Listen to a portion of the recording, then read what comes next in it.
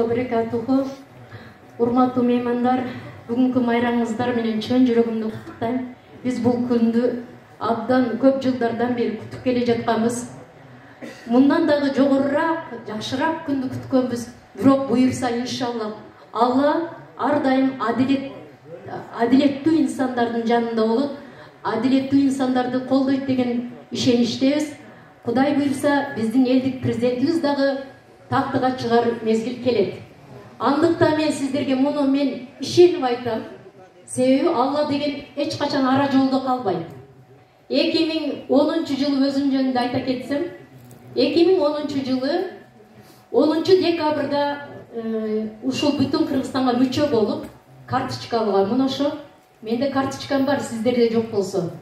Ошондо 2012 жылы өзүмдүн алгачкы ыр китебимди чыгарган мезгилде басмага ырларымды даярдап барсам, басма Канадагы бир жакын тааныш адамдардан айтты: "Бу жерде Адаханга арналган ырыңыз бар экен.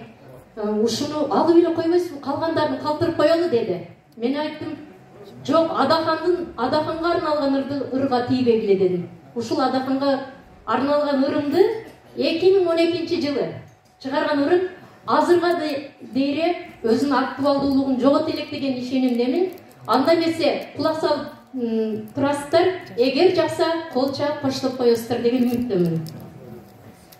Чындыкты чыркыратып оозун кууган, адилет өзү анык барбы тууган, айланып кетишсинчи көрө албастар, Адахан мекен сүйгөн сендей уулдан.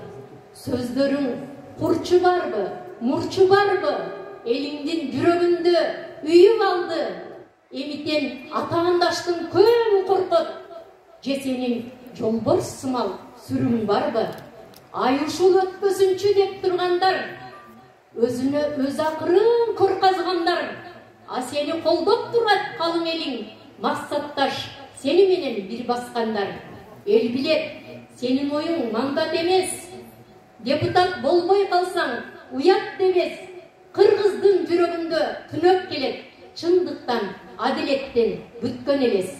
Исхактай коркпой сөзүн таамай айткан, 100 жылда орду болот бийик тактан.